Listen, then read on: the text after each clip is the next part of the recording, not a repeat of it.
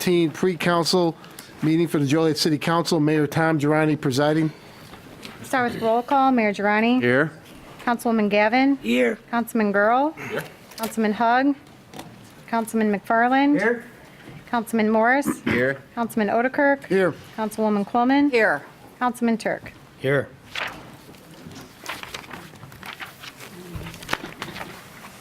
Something I want to read. Ready, James? We've had some problems with Granicus this evening, so we have the low-tech typewritten agenda in front of you this evening. And hopefully, you'll have some of the backup with you. But what I'd like to direct your attention to, if you've got all of the backup, with the change, I'm looking at the consent agenda, and item D, which is the Ceridian to ADP regular payroll changes. And at the last meeting, or the meeting before, it was brought up that there wasn't a treasurer's report, but it was actually the payroll report that had not been presented, and the problem was our conversion from Ceridian to ADP. And the report that you have for your consideration tomorrow night is one that just has overall payroll, does not break out the overtime or by department. And we'll be working on that so that we can create that report for you, hopefully first of the year.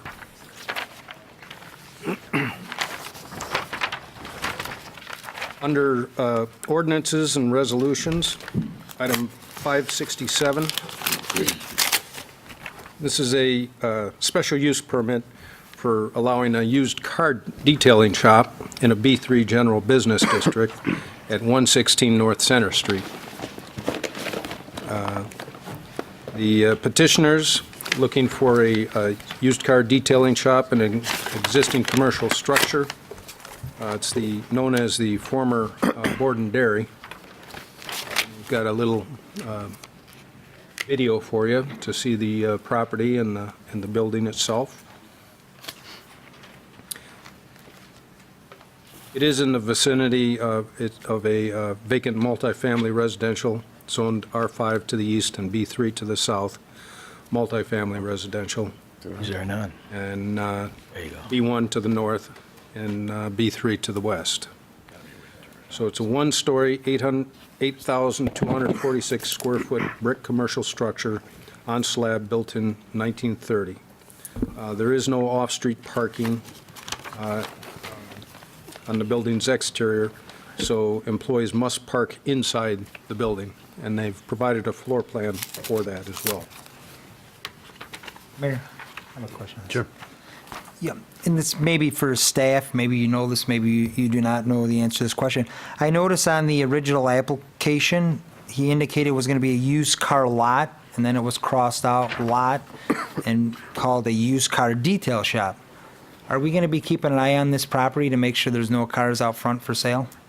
Yeah, if I could answer that. This particular individual, we approved him for the car dealership in Luann Kinney's other property that she leases right at the corner of Center and Jefferson.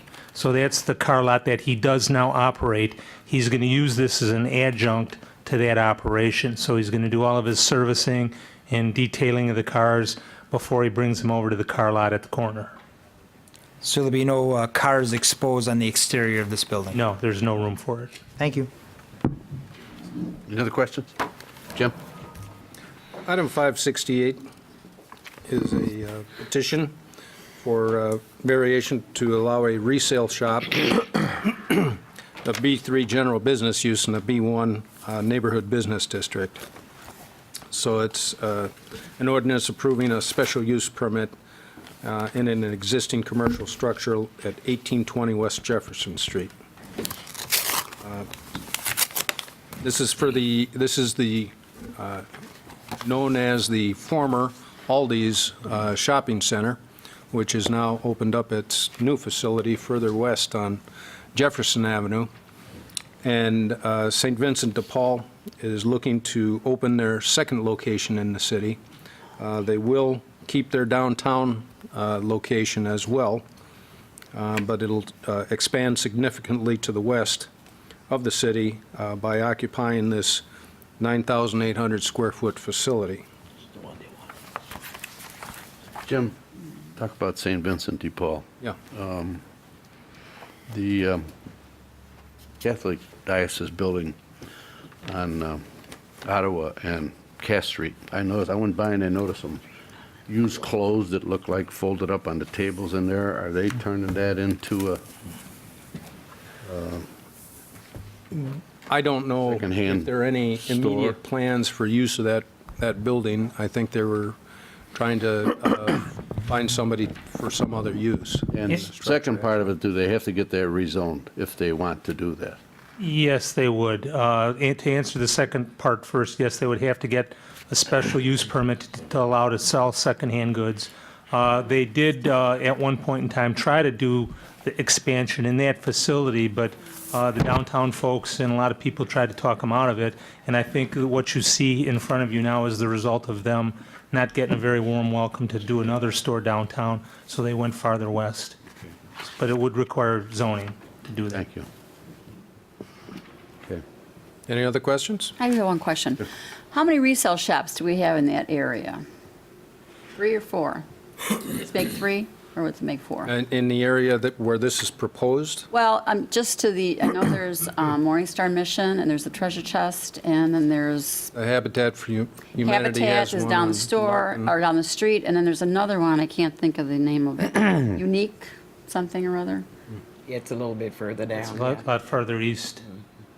Could you, Unique's down at the other side of Reed Street, east of Reed. could you just get that information for me tomorrow? I'd appreciate it. Okay, thank you. Item 569 is a petitioner, Excalibur Motors, needs a special use permit for an auto repair and sales facility at 753 North Broadway. The current location at 222 Ruby Street will continue. Another family member will be operating that, and it should, we anticipate, reopen in the immediate future. And so he is looking for the same type of use at a different location. Questions? Jim? Mayor, sorry. So the PowerPoint that's on the screen, Yes, where would the actual resale of the autos be located? Behind the building? There's no front access off Broadway, according to the map. Yeah, Mr. McFarland, if I could answer that. He was quite clear in the fact that the only way he could sell, he would do it on the internet and he would keep the cars inside. He really is hampered by a lack of parking at the location. He's aware of that. He's worked all of that those details out with the landlord. So he said everything that he would do at this facility, car repair, installation of wheels and tires, and the internet sales would all be done from within the building. Jim, and help me, I don't know what our ordinances are on this, but is there fire suppression in there? Can he have all these cars in there? Are they grandfathered in? That I don't know. I'll get you an answer for tomorrow, by tomorrow night.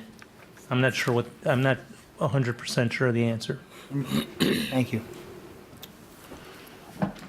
Any other questions? Jim?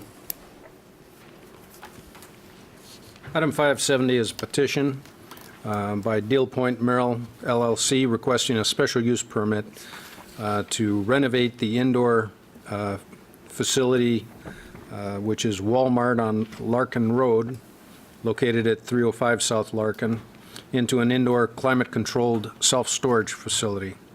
It's zoned to B3 and needs a special use permit for this change of use.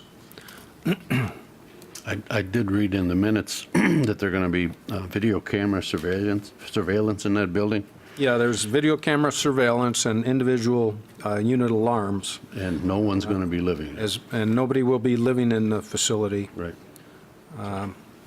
As an aside, the developer, because the use as a Walmart required so much parking, this one will not require as much parking, and at a later date, they plan to split off some of the road frontage lots for further development, Okay. up closer to Larkin. Very good. Thank you. Jim?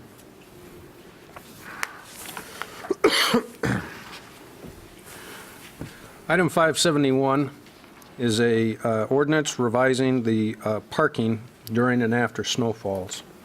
As you know, a number of our streets here in the city are rather tight and don't provide as much off-street parking. And as such, they've been concerned by the neighborhoods that were raised, and we talked about this to a degree last year, and we're going to show you a map right now of the area that is proposed under this new ordinance to allow less restrictions than the rest of the city during our snow emergencies.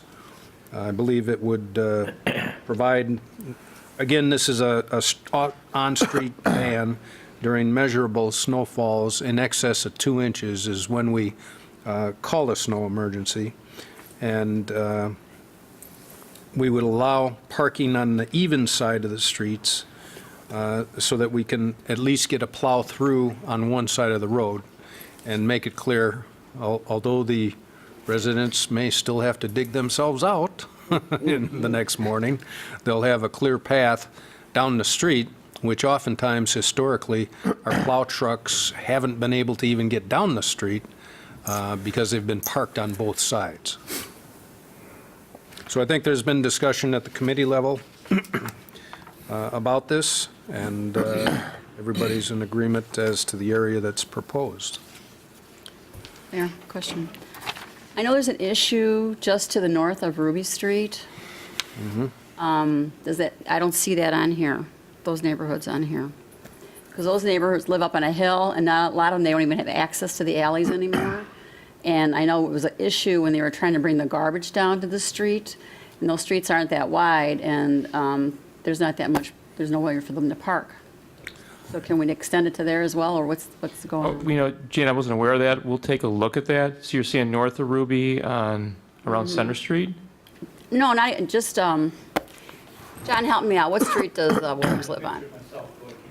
Well, the street names, I can't think of the street right off. I can't. Kelly? Right. Kelly, Oakland, all that in that area there, the ones that are up on the hill, a little further up. Well, okay, we'll look. I mean, basically, though, the streets we're looking at are the areas we're putting where we're relieving the ban from. Because right now, when we say, there's currently in 2011, when we approved the ban, and the ban is if there's a snow event of 2 inches or more, we said citywide, everyone needs to be off the street so we can plow snow. Then we had, concerns from various parts of the city that some people said we do not have access. We don't have driveways. We don't have a garage off an alley. We don't have anywhere to move our vehicles. So we went and revisited this. We try to look at areas that we should take out of the ban. And the two areas we identified, the University of France area, that's one area, and this area in St. Pat's, basically north of, St. Pat's is pretty much between Jefferson and Marion, from Center to Rayner. Those are areas we saw a problem. We'll have to take a look at that area now. As far as I know, though, I think they still have alleys and garages off alleys, but we'll take a look at those streets. I'm talking about the area, it's just to the west of, say, Wilcox, and to the east of Center, those streets within that, right in that area there. Okay, well, And we'll it's on look, the but north I side. think those, they do have parking available, either have driveways or garage. We'll take a look at that area, and we'll send an email out I'll get you the tomorrow. exact streets tomorrow. Sure. No, 'Cause okay, I know we'll there was take a an look. issue with the garbage at that time. Sure, we'll take a look at that area. Elizabeth Street in Cora, the houses sit up high, but they have alley access, and they have access to Elizabeth Street. But they don't necessarily have garages, or they can't park in those alleys because they're not plowed. So if there's snow there, they can't get the cars out because a lot of those folks are elderly up in that area. But I don't think they're parking on Ruby. No, they're not parking on Ruby, it's just to the north of Ruby. Yes, Jan, would that be west of Center and east of Wilcox? yes. Yes. Did I say it opposite? Yeah. Yeah, I was saying. Okay. All right. Yeah. Okay, thank We'll you. take a look at that, and we'll get back to you. I'd appreciate that. Thank you. I just want to make one comment. I would like to thank Mr. Trisna and his staff for taking the ball and running with this. I know last year we had a treacherous winter, And I know a lot of us up here at the dais received a lot of complaints from individuals. And I want to thank your staff for doing their due diligence and trying to identify areas that we could compromise on. Also, with the folks in St. Pat's coming up with a compromise, I know they wanted a little greater area, but we were able to identify a compromise here that will be approved tomorrow. Again, also with over by the University of St. Francis, a lot of those streets there. I think for the residents to know why we are picking these areas is the fact that they have no access to alleys. All they have is on-street parking. And one of the concerns was individuals that were having, especially with children, having to park blocks away and then walk home in the treacherous weather. So I would like to thank staff for a few months of hard work and deliberating and coming up with this great compromise. Thank you. Mayor? This won't even come into play. Hopefully, right? I want to thank you, Councilman McFarland, because the folks in my district and other people a little bit further west, they have to understand that this exception is being made exactly for what Councilman McFarland said. And it's kind of funny, Jim, while those folks in the older portions of town are talking about the narrow streets and lack of parking, if we get any complaints out west, it's so wide, we got to clean more off, they tell us, you know. So I just wanted to thank you for bringing that up so that everybody understands why it's being done. Jim? We're on to resolutions. Item 573 is a resolution regarding requesting authorization to enter an intergovernmental agreement with Will County 911 emergency telephone system. And this is in order that we receive a grant amount of $90,440. Questions? Jim? Next item is 575, and it's authorizing the city manager to enter into the paratransit local share agreement with PACE. And again, this is to apply for grant funds under Title 20 of the Social Security Act. And this program basically is subsidized by PACE, and the community puts in a share. The township has 40%, city has 60%. And it goes to persons with disabilities who are age 60 or more and cannot drive.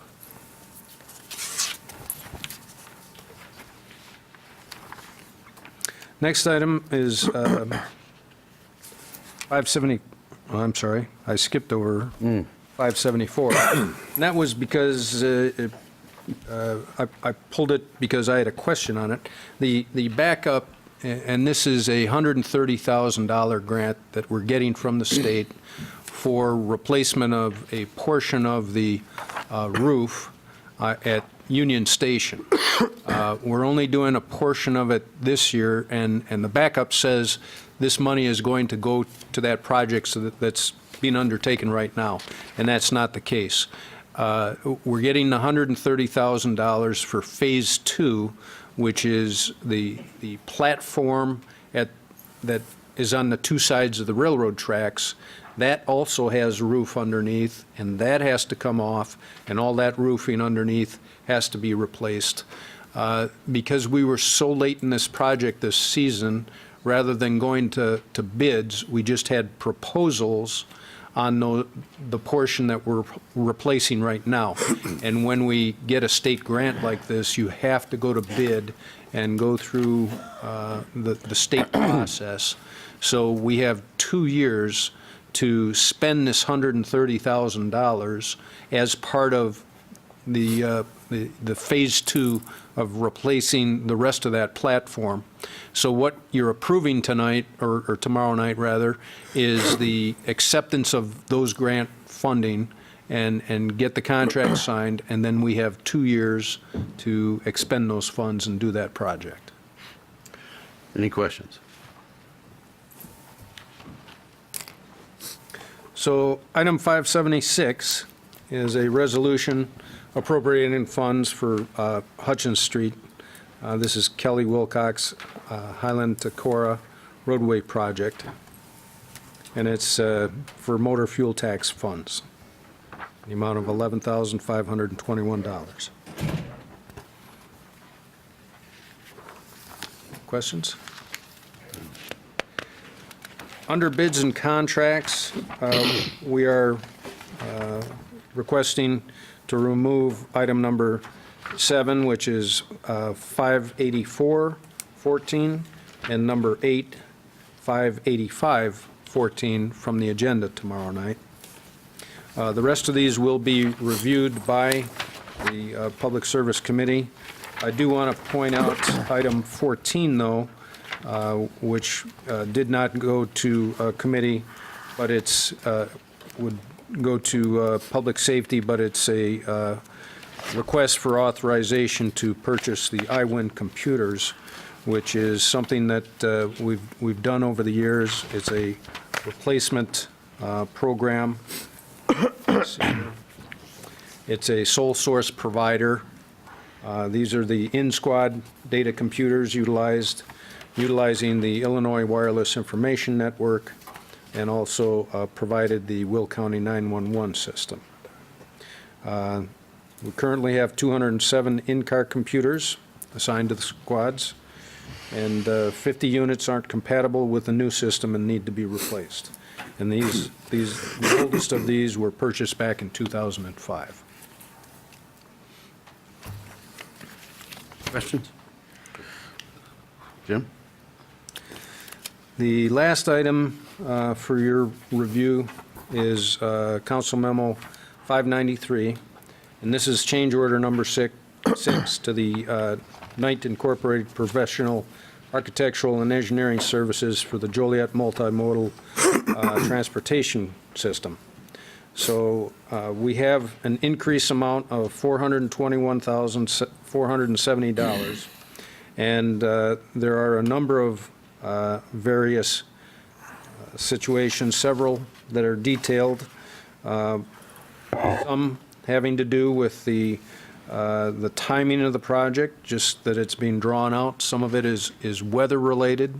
Some is because the trains, the freight trains, and the other passenger trains only give us a 24-hour window or a 48-hour window that they can close down and make these changes. On the second page, though, I do want to point out item number 6, which is that we're going to try and design and incorporate the existing Union Depot tower into the actual structure of the new station. So that'll be the part of the west wall. So we will keep the building there, and it'll be used as a historical structure and eventually museum as funding and renovation becomes, funds become available. But because of its location, when you're standing at the station, you won't even be able to see this building because the roof line of the new station will block the view. The only place where you'll really be able to see it is from the old platform at Union Station. You'll see it across the way there. But in increasing the design cost of $62,500, we anticipate we're going to save much more than that in actual construction costs of the new train station itself. Any questions? No? Jim? I do have an item for closed session, but not tonight. I'd like to hold that for tomorrow night, waiting for some additional information. I see Cadre Robert Ayufis Webb signed up. I do not see him. Nope. New business, comments, final action, not for final action? Anybody, Mike? Anybody? Question. Sure. Yeah, Jim, what's the timetable on the budget, when it's going to be presented to us? Tomorrow evening, you'll receive the budget. I'll give you a general overview, and then I'll be asking you to decide on a special meeting of council either next Monday or next Tuesday to go over the detail. So bring your calendar. Are you going to be seeking a vote at the next meeting then, before the end of the year? Yes, before the end of the calendar year, it has to be adopted because there are no proposed tax or fee increases. We do not have to meet other deadlines for the tax levy or truth in taxation increases whatsoever. Along them same lines, I asked Sue to send an email to all of you for a meeting for Jim's evaluation, maybe we can double up, have the meeting for the budget, check your calendars, and then after that, go into executive session for Jim's evaluation, if that's possible. So think about that, too. I only have one question, Mayor. Sure. Does Jim want to present the budget before or after we evaluate him?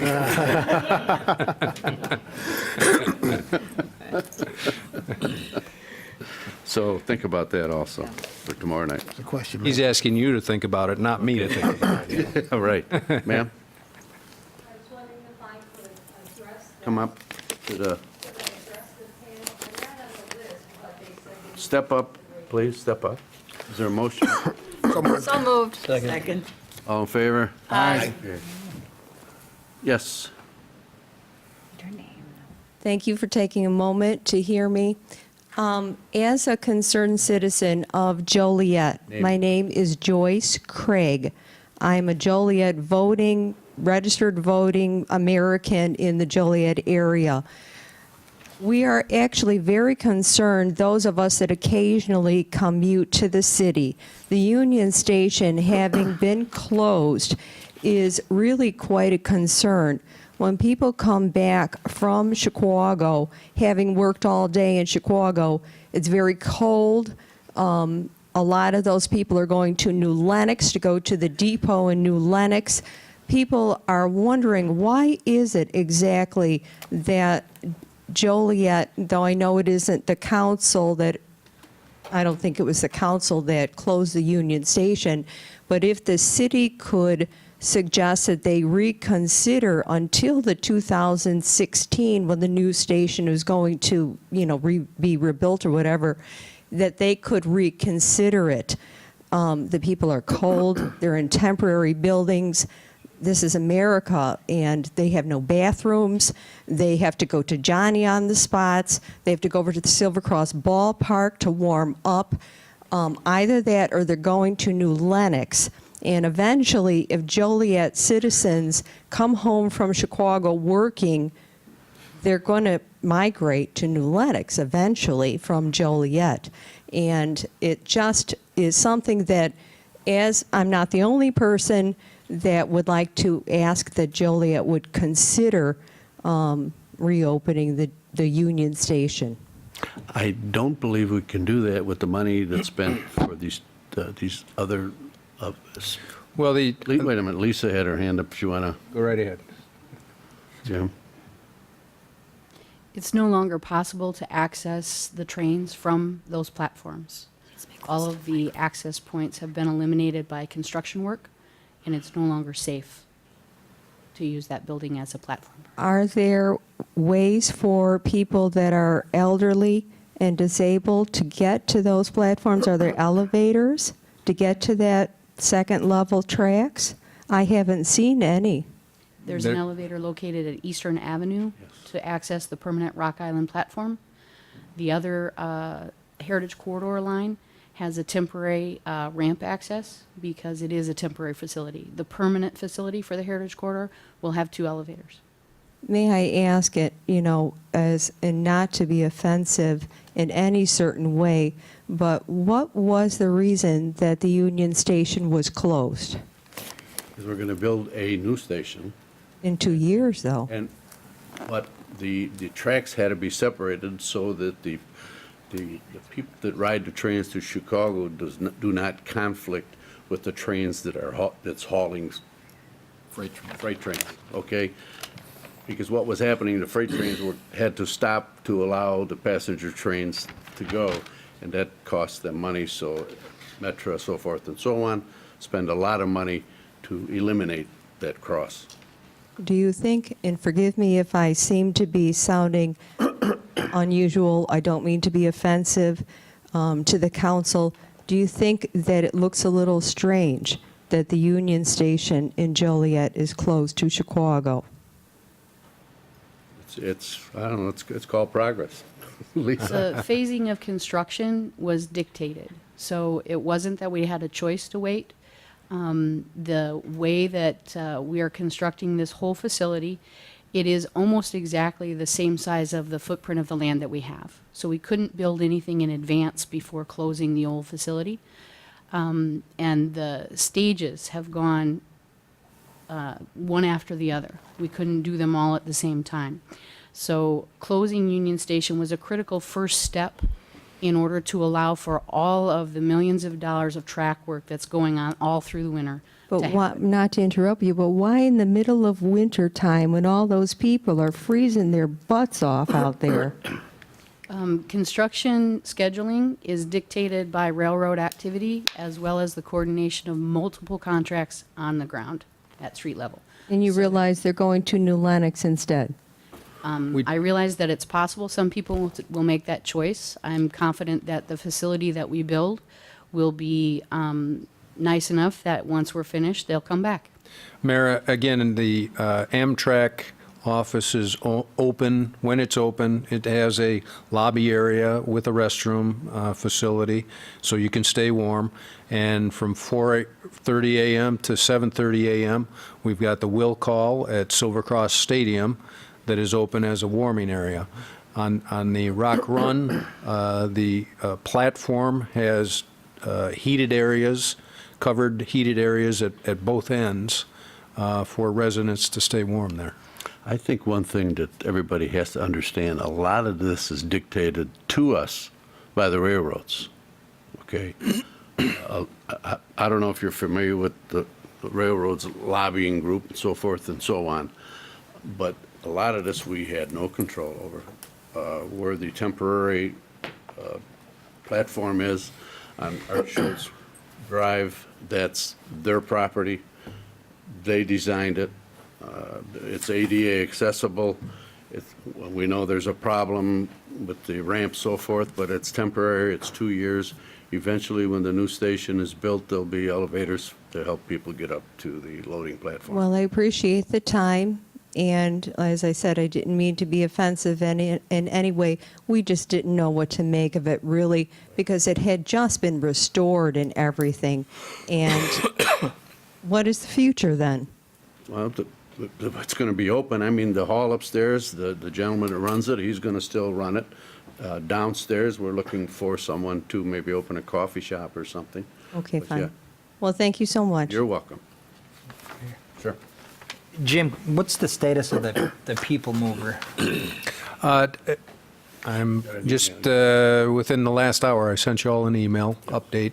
But for the public? The woman was, that was here at our last meeting, I had, Sue Martin had, I sent this to her and copied you all. And the information is that we have, Lisa, Dorothy did reach out to Mr. Joe Schachter, who, the head of IDOT, and who is coordinating all of this project. About the people mover, he got in contact with Amtrak. We made it known that we want it out there as soon as possible, and that I think they've, Lisa, am I correct that they're willing to do it? It's just a question of when it can get completed? That's correct. It's in their procurement process. We're asking them to expedite. We're also asking them to consider bringing another vehicle from their current stock and then replacing it once the new one is in place. I also know that they have some internal issues to resolve regarding their ticket agent union labor laws. So I mean, we didn't make it for Thanksgiving. Do you think before Christmas? I mean, do we have any idea? Because it sounds like dealing with Metra and Amtrak and all these different groups has been a mess. I mean, can anybody legitimately give us a timeline, or are we going to do what Councilman Morris suggested, or Councilwoman Quillman, to do something ourselves as a city? Because I've heard nothing but complaints, and again, every day that goes on and on, we're not coming up with a solution. I think the individuals here today, again, I know we're working on a flyer, but there's no plan B. I mean, we got people that have disabilities that have reached out to us, they need assistance getting to the platform, and we continue to say Amtrak, Amtrak, Amtrak. What are we doing about it? I mean, I know we sent them an email, it's going through procurement. I mean, there's got to be a plan B. Are we just going to sit here and continue to allow our residents to go to different communities to have access to transportation when we're trying to be the transportation mecca? Well, we are trying to cajole Amtrak as much as we can, but it's not our platform. we can't just do what we want out there without their permission, and that's what we're trying to pursue and get. We're trying, since it is their responsibility, and they've acknowledged it's their responsibility, and that we have the mutual goal of getting that people mover out there, we're trying to make sure that it happens as soon as possible. Well, we've got federal elected officials that represent us. We have a congressman and 2 United States senators. You, I believe, Mayor and Mr. Hock, you guys both flew out to D.C. to lobby. I mean, can we pick up a phone? Can we write a letter? I mean, are we going to continue to talk about this until the summer months come? I mean, I'm fed up with it personally. I think the residents of Joliet are fed up with it. And all I keep saying is we've sent emails, it's in limbo, whatnot. We made some progress there. I give you guys accolades of light there. Our police has had a greater presence there. But the major issues, it seems like we keep kicking the can. I don't know if anybody else agrees with me, but I mean, I think this is going on deaf ears. And we need to reach out to the authorities that have control with the platforms. I believe staff and Lisa is doing everything they can. Have we reached out to our senators or congressmen? No, we have not. We can do that, absolutely. But as I said before, working with the railroads, it's like working sometimes with IDOT. It's very, very slow to get things done. You know, we can write a letter to our 2 senators and our congressmen. Maybe that will help. I don't know. But just as a side note, I noticed in your email you mentioned that they didn't do anything with the snow that we had either. So hopefully they'll do something about that too with the ramp and so forth. So Maybe we need to get our residents to start contacting them. I mean, evidently the council and the mayor, our hands are tied. Maybe we need to put on the website and start a petition drive to get our federal officials, get Amtrak moving, if that's the issue. I mean, evidently nothing's happening here. We just keep saying it's a boondoggle. Let's get some action going here. Well, we're trying to do the best we can. Today, as Ms. Martin said, you can call up Amtrak or Metra, and they'll still deny ownership, and then the next phone call you make, the person says, oh, yeah, we do own it. So they're not getting their message out to their people to provide accurate information to our residents, and that's why we ask them to turn to our website, and because we've got the correct information, and if they contact Metra, and if they contact us, we're contacting the people at Metra that know that they're responsible and letting them know so that their employees can get out there and make sure that there's no snow, no ice on these platforms, and that the safety of the residents and commuters is addressed. Mayor? yeah. Can we invite whoever they deem as the appropriate representative from Metra, from Amtrak, to come to one of these meetings? Then we can all discuss this, and we've really moved in a direction here where folks can come up here, and we welcome our fellow residents, to communicate. Can we try that, Jim? Ask them to come here and make a presentation. Let's clearly mark the lines of who's responsible, so it doesn't look like that we're saying we can't do something and we actually can. Sure. What I would like to point out, in addition to that, is we had tracks that were, 100 years old or older as far as the configuration, and they've been long outdated. They were dangerous for many years because of the fact that you had to cross freights, tracks, to get the commuter. Now, while we have people that are going elsewhere, and I fear we'll lose them permanently too if they get too comfortable because of the temporary 1 or 2 year inconveniences, I also understood over the years that we had a number of people that chose not to go there because of the outdated tracks and they didn't feel safe enough. So I don't know if boondoggle is the right word. It is a mess right now. And I'm not making light of the situation, but you got to break a few eggs to make the new omelet. And I think we're doing that. So if we can get Metra and Amtrak to be responsive and actually come to a public meeting and get it on the record, as you say, or on, as we say, or on video. And, also, where are we moving with an 800 number? Because not everybody has access through, say, a smartphone or an iPhone. Are we looking into an 800 number so that we have real-time information available, be it recorded or live?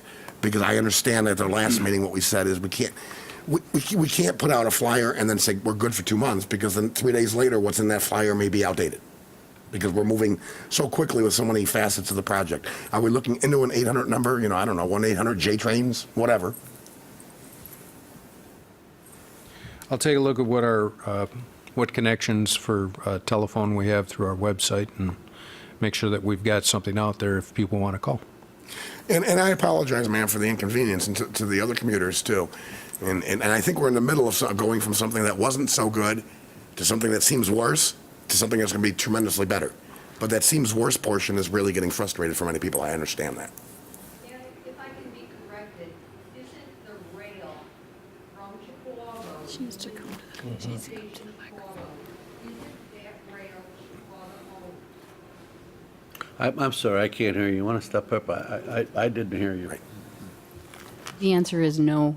The rail isn't owned by the city of Chicago. It's owned by various different railroad entities. There's a reason I'm asking that. The rail itself from the Chicago Union Station would be registered according to their log. It literally would be according to a specific registered number.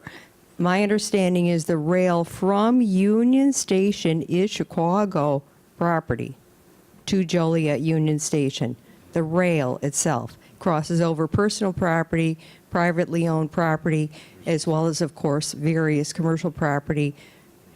That's my understanding. I would guess that it's either owned by Metro or Rock Island is City of owned. Chicago. It's owned by various railroads. BNSF, CN, Right. and they all have agreements between them to share use of the railroad tracks. There are easements. I think some of those things should be clarified in the case of legal law.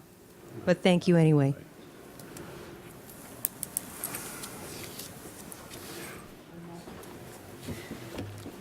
That's it? Mayor, I got one new business item. Sure. Everybody's chomping at the bit for the Christmas party. I just want to do, most of you may have received comments, emails, phone calls about the unveiling of the new marquee at the Rialto Theater. And I just wanted to make it known publicly that the Rialto Theater Board oversees the Rialto, and it was their decision to proceed with the marquee the way it was, and the staff did go through the proper procedures coming before the Historic Preservation Committee along with the Zoning Board of Appeals. But as you may know, there's been a lot of outcry on what's being proposed. And I was asking if my fellow council member, Mr. Odekirk or city manager would reach out to the Rialto if they can present either tomorrow night or in 2 weeks at a council meeting on how they came up with this decision to go with this marquee that they approved. I just want to be clear that they went through the proper procedures of having the marquee approved. And I would also like to ask the mayor or the city manager of why the last Joliet Zoning Board of Appeals, which was in November, a couple weeks ago, and along with the Joliet Historical Preservation Commission hearing, that the council wasn't informed of either of those meetings.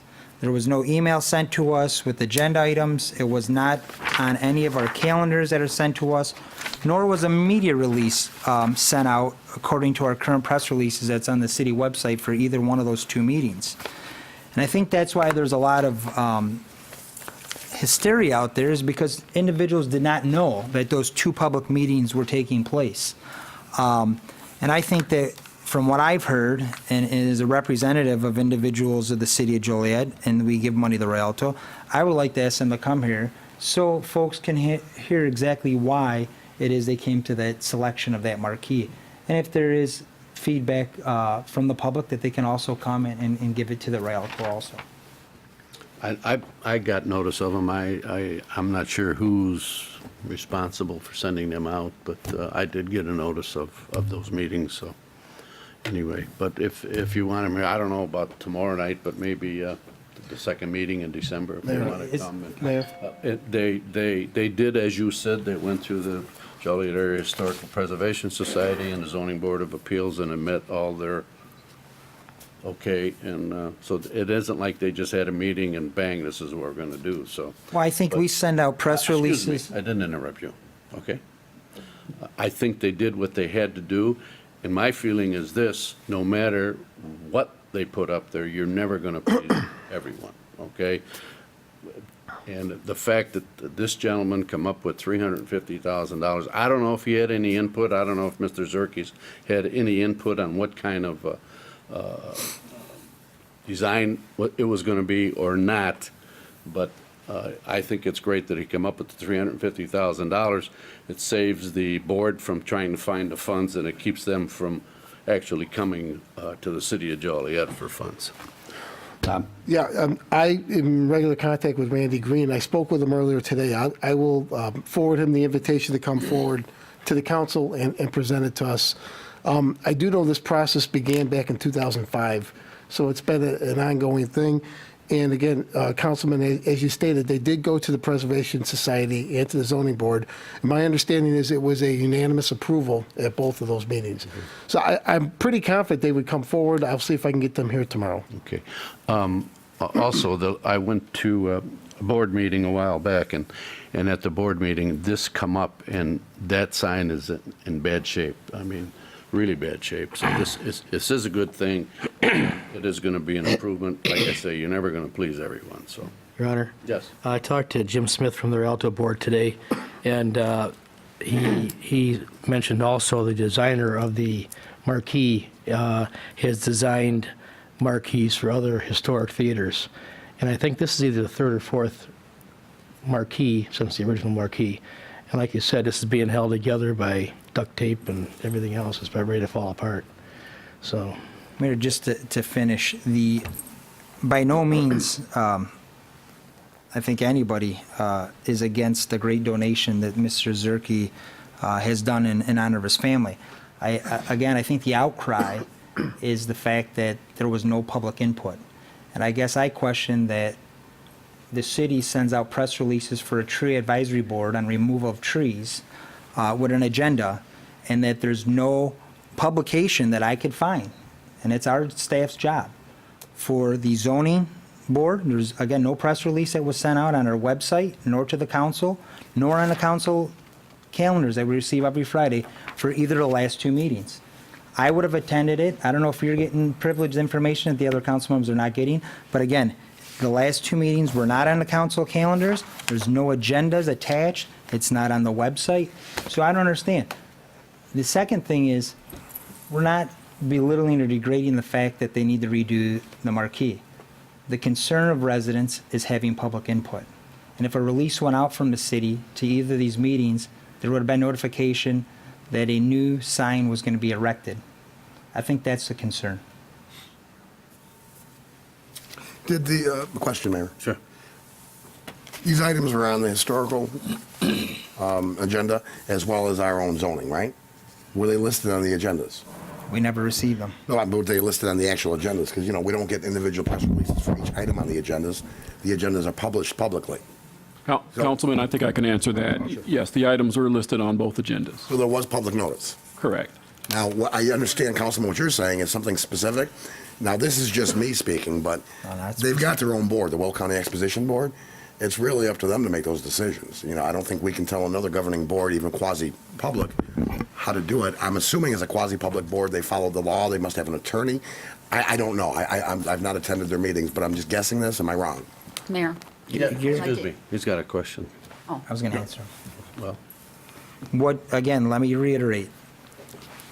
The staff of the Rialto did everything correctly. The board approved it. They then went through the proper procedures of filing paperwork with the city of Joliet for us to go through the Joliet Historical Planning Commission. They were added to that agenda. That agenda was never emailed out to the council or put on our council calendar, nor was a press release sent out to the media or posted on the city's website of current press releases. So it's not the zoning board you're concerned with, it's historical? Both. Because the zoning board was published.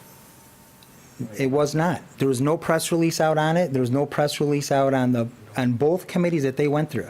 Rialto did everything correct. From the city's aspect, we never sent out a press release informing the public of these meetings. And when we send out the press release of the meetings, we list what the agenda items are.